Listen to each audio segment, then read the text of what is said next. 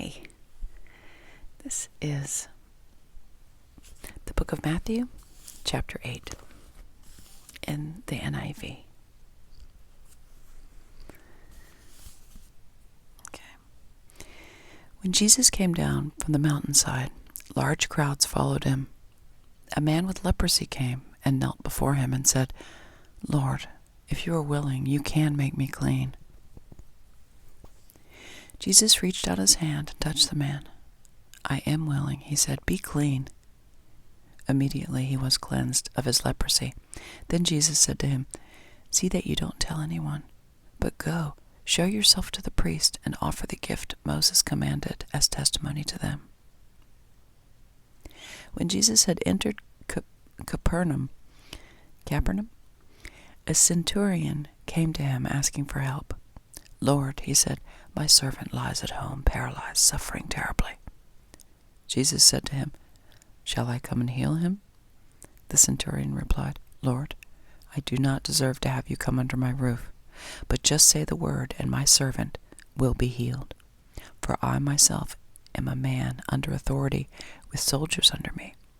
I tell this one, 'Go,' and he goes, and that one, 'Come,' and he comes. I say to my servant, 'Do this,' and he does it." When Jesus heard this, he was amazed, and said to those following him, "Truly I tell you, I have not found anyone in Israel with such great faith. I say to you that many will come from the east and the west and will take their places at the feast with Abraham, Isaac, and Jacob in the kingdom of heaven. But the subjects of the kingdom will be thrown outside into the darkness, where there will be weeping and gnashing of teeth." Let's make sure that's still on. Okay. Make sure I don't accidentally knock that off. Okay. Then Jesus said to the centurion, "Go, let it be done just as you believed it would." And his servant was healed at that moment. When Jesus came into Peter's house, he saw Peter's mother-in-law lying in bed with a fever. He touched her hand, and the fever left her. She got up and began to wait on him. That was fast. When evening came, many who were demon-possessed were brought to him, and he drove out the spirits with a word and healed all the sick. This was to fulfill what was spoken through the prophet Isaiah. Quote, "He took up our infirmities and bore our diseases." When Jesus saw the crowd around him, he gave orders to cross to the other side of the lake. Then a teacher of the law came to him and said, "Teacher, I will follow you wherever you go." Jesus replied, "Foxes have dens and birds have nests, but the Son of Man has no place to lay his head." Another disciple said to him, "Lord, first let me go and bury my father." But Jesus said to him, "Follow me, and let the dead bury their own dead."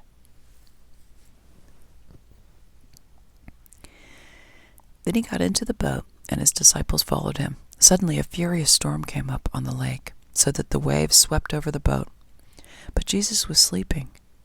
The disciples went and woke him, saying, "Lord, save us, we're going to drown." He replied, "You have little faith. Why are you so afraid?" Then he got up and rebuked the winds and the waves, and it was completely calm. The men were amazed and asked, "What kind of man is this? Even the winds and waves obey him." When he arrived at the other side in the region of Gadarenes, two demon-possessed men coming from the tombs met him. They were so violent that no one could pass that way. "What do you want with us, Son of God?" they shouted. "Have you come here to torture us before the appointed time?" So they knew who he was, obviously. Some distance from them, a large herd of pigs was feeding. The demons begged Jesus, "If you drive us out, send us into the herd of pigs." He said to them, "Go." So they came out and went into the pigs, and the whole herd rushed down the steep bank into the lake and died in the water. Those tending the pigs ran off, went into the town, and reported all this, including what had happened to the demon-possessed men. Then the whole town went out to meet Jesus. and when they saw him, they pleaded him to leave their region.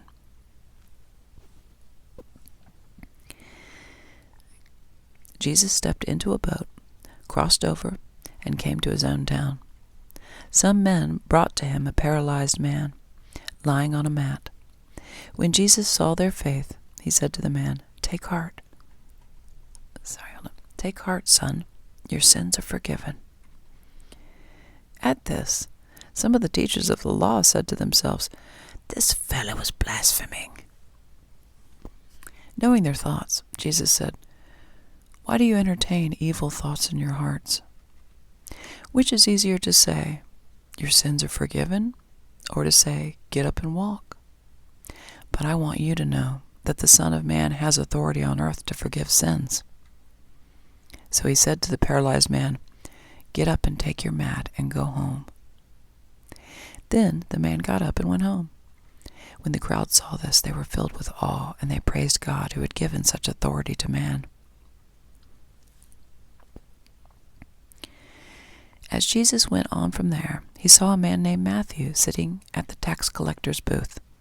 "Follow me," he told him, and Matthew got up and followed him. And we're in the book of Matthew, so that would be Matthew the tax collector. Isn't that cute how he just put his own little introduction in there? While Jesus was having dinner at Matthew's house, many tax collectors and sinners came and ate with him and his disciples. When the Pharisees saw this, they asked his disciples, "Why does your teacher eat with tax collectors and sinners?" On hearing this, Jesus said, "It is not the healthy who need a doctor, but the sick. But go and learn what this means. I desire mercy, not sacrifice. For I have not come to call the righteous, but sinners." I desire mercy, not sacrifice. Then John's disciples, I guess, just thinking about that for a minute. I desire mercy, not sacrifice. So he's basically saying that to the Pharisees, that the Pharisees are sacrificing a lot to be in a religious position. But he's telling them right now, I'm more interested in your mercy than your sacrifice. Then John's disciples came and asked him, "How is it that we and the Pharisees fast often, but your disciples do not fast?" Jesus answered, "How can the guests of the bridegroom mourn while he is with them? The time will come when the bridegroom will be taken from them. Then they will fast. No one sews a patch of unshrunk cloth on an old garment, for the patch will pull away from the garment, making the tear worse. Neither do people pour new wine into old wineskins. If they do, the skins will burst, the wine will run out, and the wineskins will be ruined. No, they pour new wine into new wineskins, and both are preserved."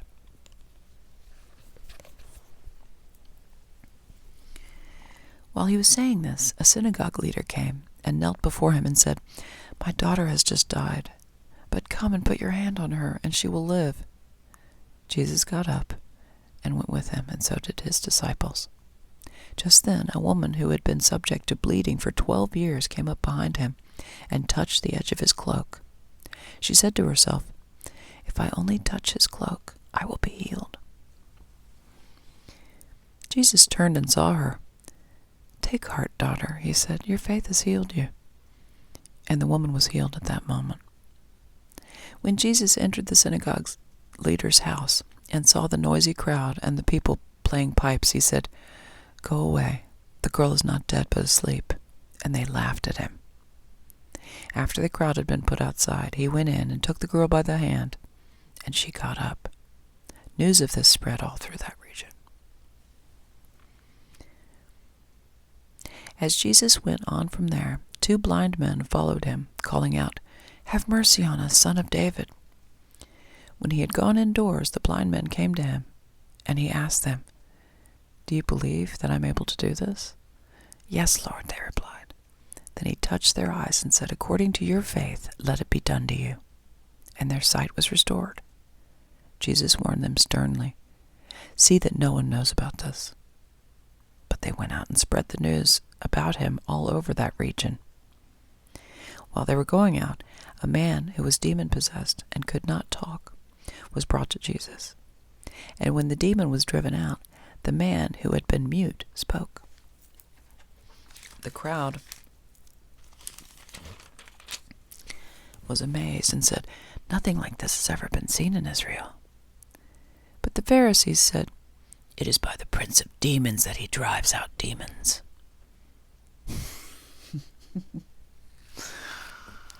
Gosh, those Pharisees were terrible, weren't they?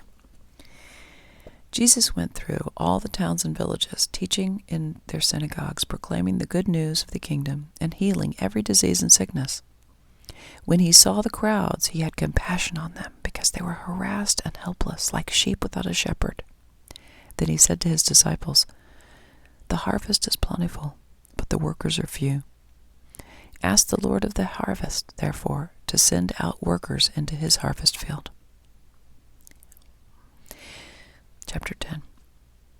Jesus called his 12 disciples to him and gave them authority to drive out impure spirits and to heal every disease and sickness. These are the names of the 12 apostles. First, Simon, who is called Peter, and his brother Andrew, James, son of Zebedee, and his brother John, Philip and Bartholomew, Thomas and Matthew the tax collector, James, son of Alphaeus, and Thaddeus, Simon the Zealot, and Judas Iscariot, who betrayed him.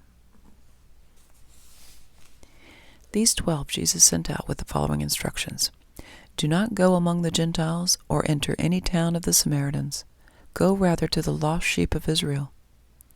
As you go, proclaim this message: the kingdom of heaven has come near. Heal the sick, raise the dead, cleanse those who have leprosy, drive out demons. Freely you have received, freely give.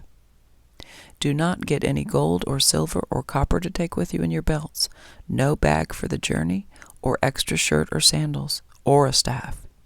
For the worker is worth his keep. Whatever town or village you enter, search there for some worthy person and stay at their house until you leave. As you enter the home, give it your greeting. If the home is deserving, let your peace rest on it. If it is not, let your peace return to you. If anyone will not welcome you or listen to your words, leave that home or town and shake the dust off your feet. Truly I tell you, it will be more bearable for Sodom and Gomorrah on the day of judgment than for that town. I am sending you out like sheep among wolves. Therefore, be as shrewd as snakes and as innocent as doves. Be on your guard. You will be handed over to the local councils and be flogged in the synagogues. On my account, you will be brought before governors and kings as witnesses to them and to the Gentiles. But when they arrest you, do not worry about what to say or how to say it. At that time you will be given what to say, for it will not be you speaking, but the Spirit of your Father speaking through you. Brother will betray brother to death, and father his child. Children will rebel against their parents and have them put to death. You will be hated by everyone because of me, but the one who stands firm to the end will be saved. When you are persecuted in one place, flee to another. Truly I tell you, you will not finish going through the towns of Israel before the Son of Man comes. The student is not above the teacher, nor a servant above his master. It is enough for students to be like their teachers and servants like their masters. If the head of the house has been called Beelzebub, how much more the members of his household? So do not be afraid of them, for there is nothing concealed that will not be disclosed, or hidden that will not be made known. What I tell you in the dark, speak in the daylight. What is whispered in your ear, proclaim it from the roofs. Do not be afraid of those who kill the body, but cannot kill the soul. Rather, be afraid of the one who can destroy both soul and body in hell. Are not 2 sparrows sold for a penny? Yet not one of them will fall to the ground outside your Father's care. And even the very hairs of your head are all numbered. So don't be afraid. You are worth more than many sparrows. Whoever acknowledges me before others, I will also acknowledge before my Father in heaven. But whoever disowns me before others, I will disown before my Father in heaven. Do not suppose that I have come to bring peace to the earth. I did not come to bring peace, but a sword. For I have come to turn a man against his father, a daughter against her mother, a daughter-in-law against her mother-in-law. A man's enemies will be the members of his own household. And that looks to be from Micah. That was a quote. Micah chapter 7, verse 6. Okay. Anyone who loves their father or mother more than me is not worthy of me. Anyone who loves their son or daughter more than me is not worthy of me. Whoever does not take up their cross and follow me is not worthy of me. Whoever finds their life will lose it. Whoever loses their life for my sake will find it.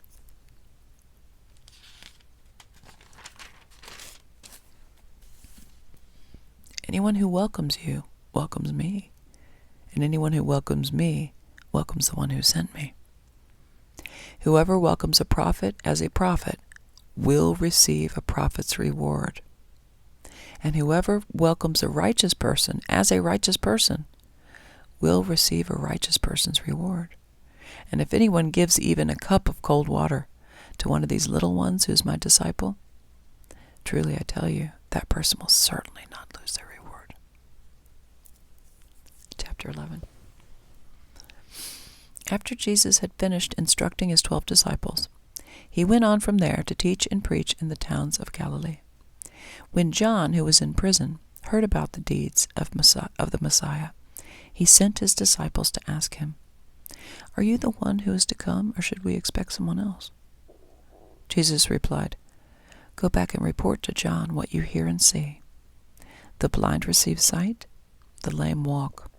Those who have leprosy are cleansed, the deaf hear, the dead are raised, and the good news is proclaimed to the poor. Blessed is anyone who does not stumble on account of me." As John's disciples were leaving, Jesus began to speak to the crowd about John. "What did you go out into the wilderness to see? A reed swayed by the wind?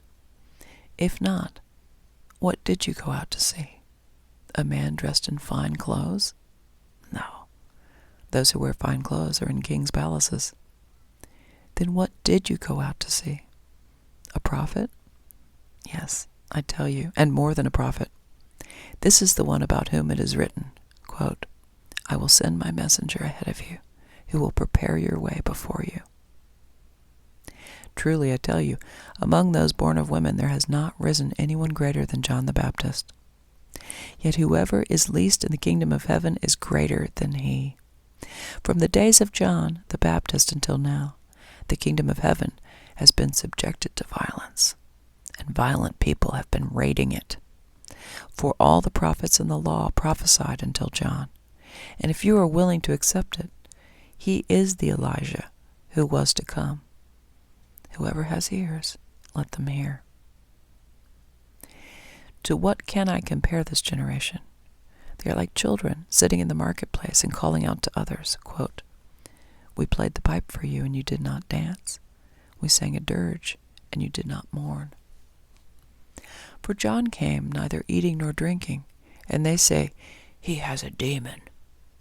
The Son of Man came eating and drinking, and they say, here is a glutton and a drunkard, a friend of tax collectors and sinners.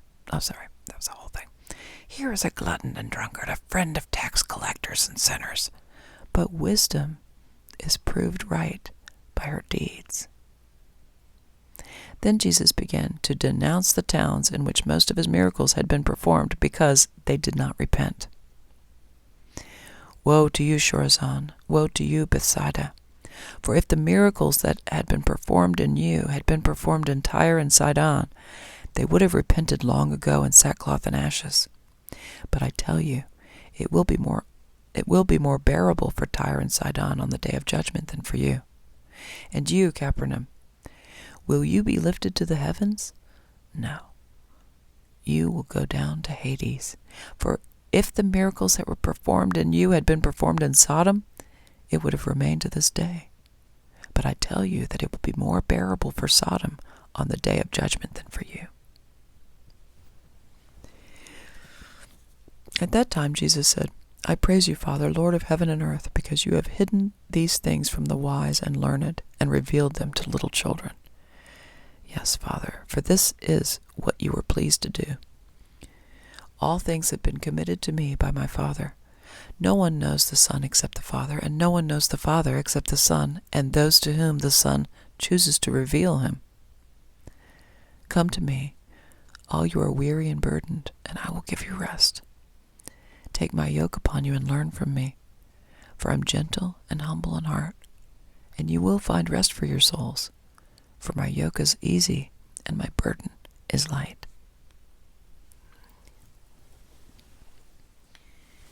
Chapter 12.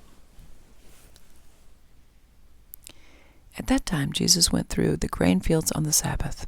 His disciples were hungry and began to pick some heads of grain and eat them. When the Pharisees saw this, they said to him, Look, your disciples are doing what is unlawful on the Sabbath. He answered them, Haven't you read what David did when he and his companions were hungry? He entered the house of God, and he and his companions ate the consecrated bread, which was not lawful for them to do, but only for the priests. Or haven't you read in the law that the priests on Sabbath duty in the temple desecrate the Sabbath, and yet are innocent? I tell you that something greater than the temple is here. If you had known what these words mean, I desire mercy and not sacrifice, you would not have condemned the innocent, for the Son of Man is Lord of the Sabbath. Going on from that place, he went into their synagogue, and a man with a shriveled hand was there. Looking for a reason to bring charges against Jesus, they asked him, Is it lawful to heal on the Sabbath? He said to them, If any of you has a sheep and it falls into a pit on the Sabbath, will you not take hold of it and lift it out? How much more valuable is a person than a sheep? Therefore it is lawful to do good on the Sabbath. Then he said to the man, Stretch out your hand. So he stretched it out, and it was completely restored, just as sound as the other. But the Pharisees went out and plotted how they might kill Jesus. Kill him for healing a man's hand. Okay. Aware of this, Jesus withdrew from that place. A large crowd followed him, and he healed all who were ill. He warned them not to tell others about him. This was to fulfill what was spoken through the prophet Isaiah. Quote, Here is my servant whom I have chosen, the one I love, in whom I delight. I will put my spirit on him, and he will proclaim justice to all the nations. He will not quarrel or cry out. No one will hear his voice in the streets. A bruised reed he will not break, and a smoldering wick he will not snuff out, till he has brought justice through to victory. In his name the nations will put their hope. Then they brought him a demon-possessed man, who was blind and mute, and Jesus healed him, so that both could talk and see. All the people were astonished and said, Could this be the son of David? But when the Pharisees heard this, they said, It is only by Beelzebul, the prince of demons, that this fellow drives out demons. I think we can tell who has the demons, can't we? That was just my little comment. Okay. Jesus knew their thoughts and said to them, Every kingdom divided against itself will be ruined, and every city or household divided against itself will not stand. If Satan drives out Satan, he is divided against himself. How then can his kingdom stand? It's like he's pointing out how illogical there. And if I drive out demons by Beelzebub, by whom do your people drive them out? So then, they will be your judges. But if it is by the Spirit of God that I drive out demons, then the kingdom of God has come upon you. Or again, how can anyone enter a strong man's house and carry off his possessions unless he first ties up the strong man? Then he can plunder his house. Whoever is not with me is against me, and whoever does not gather with me scatters. And so I tell you, every kind of sin and slander can be forgiven, but blasphemy against the Spirit will not be forgiven. Anyone who speaks a word against the Son of Man will be forgiven, but anyone who speaks against the Holy Spirit will not be forgiven, either in this age or in the age to come. Make a tree good, and its fruit will be good. Make a tree bad, and its fruit will be bad, for a tree is recognized by its fruit. You brood of vipers, how can you, who are evil, say anything good? For the mouth speaks what the heart is full of. A good man brings good things out of the good stored up in him, and an evil man brings evil things out of the evil stored up in him.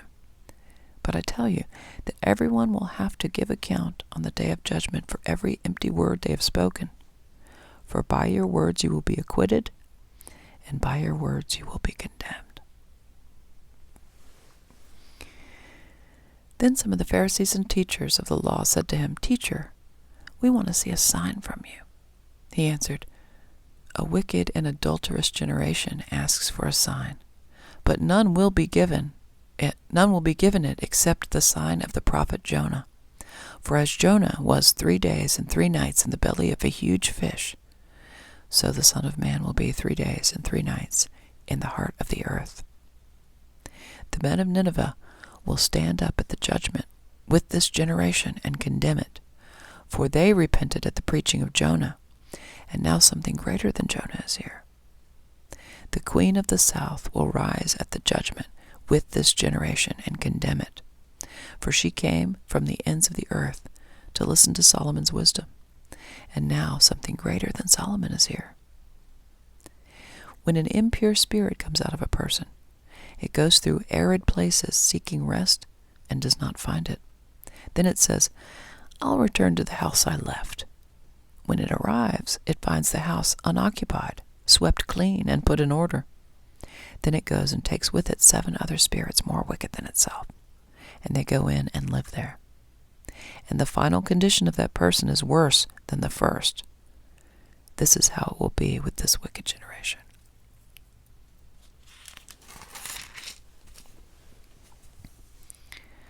While Jesus was still talking to the crowd, his mother and brothers stood outside, wanting to speak to him. Someone told him, Your mother and brothers are standing outside wanting to speak to you. He replied to him, Who is my mother? Who are my brothers? Pointing to his disciples, he said, Here are my mother and brothers. For whoever does the will of my Father in heaven is my brother and sister and mother. Okay. Chapter 13. That same day, Jesus went out of the house and sat by the lake. Such large crowds gathered around him, and he got into a boat and sat in it, while all the people stood on the shore. Then he told them many things in a parable, saying, A farmer went out to sow his seed.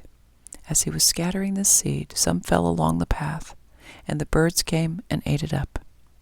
Some fell on rocky places where it did not have much soil. It sprang up quickly because the soil was shallow, but then when the sun came up, the plants were scorched and they withered because they had no root. Other seed fell among thorns, which grew up and choked the plants. Still other seed fell on good soil, where it produced a crop, 100, 60, or 30 times what was sown. Whoever has ears, let them hear. The disciples came to him and asked, Why do you speak to the people in parables? And he replied, Because the knowledge of the secrets of the kingdom of heaven has been given to you, but not to them. Whoever has will be given more, and they will have an abundance. Whoever does not have, even what they have will be taken from them. This is why I speak to them in parables. Quote, Though seeing, they do not see. Though hearing, they do not hear or understand. That's from Deuteronomy, Jeremiah, and Ezekiel. In them is fulfilled the prophecy of Isaiah. Quote, You will be ever hearing but never understanding. You will be ever seeing but never perceiving. For this people's heart has become calloused.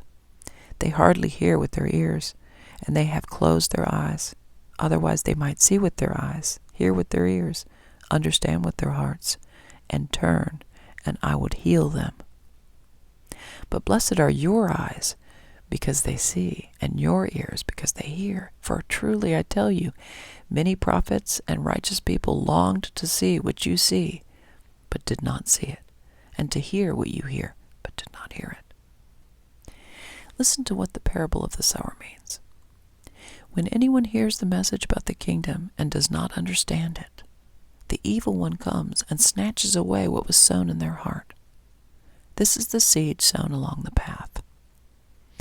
The seed falling on rocky ground refers to someone who hears the word and at once receives it with joy. But since they have no root, they last only a short time. When trouble or persecution comes because of the word, they quickly fall away. The seed falling among the thorns refers to someone who hears the word, but the worries of this life and the deceitfulness of wealth chokes the word, making it unfruitful. But the seed falling on good soil refers to someone who hears the word and understands it. This is the one who produces a crop yielding 100, 60, or 30 times what was sown. Jesus told them another parable. The kingdom of heaven is like a man who sowed good seed in his field. But while everyone was sleeping, his enemy came and sowed weeds among the wheat and went away. When the wheat sprouted and formed heads, the weeds also appeared. The owner's servants came to him and said, "Sir, didn't you sow good seed in your field? Where then did the weeds come from?" "An enemy did this," he replied. The servants asked him, "Do you want us to go and pull them up?" "No," he answered, "because while you're pulling up the weeds, you may uproot the wheat with them. Let both grow together until the harvest. At that time, I will tell the harvesters, first collect the weeds and tie them in bundles to be burned. Then gather the wheat and bring it into my barn." He told them another parable. The kingdom of heaven is like a mustard seed, which a man took and planted in his field. Though it is the smallest of all seeds, yet when it grows, it is the largest of garden plants and becomes a tree so that the birds come and perch on its branches. He told them still another parable. The kingdom of heaven is like yeast that a woman took and mixed into about 60 pounds of flour until it worked all through the dough.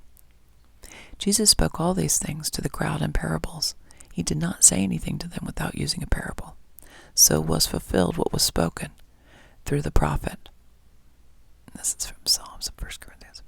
Quote, "I will open my mouth in parables. I will utter things hidden since the creation of the world." Then he left the crowd and went into the house. His disciples came to him and said, "Explain to us the parable of the weeds in the field." He answered, "The one who sowed the good seed is the Son of Man. The field is the world, and the good seed stands for the people of the kingdom. The weeds are people of the evil one, and the enemy who sows them is the devil.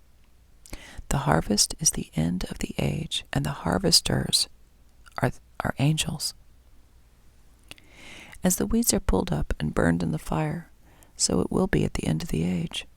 The Son of Man will send out his angels, and they will weed out his kingdom, everything that causes sin and all those who do evil, and they will throw them into a blazing furnace, where there will be weeping and gnashing of teeth. Then the righteous will shine like the sun in the kingdom of their Father. Whoever has ears, let them hear."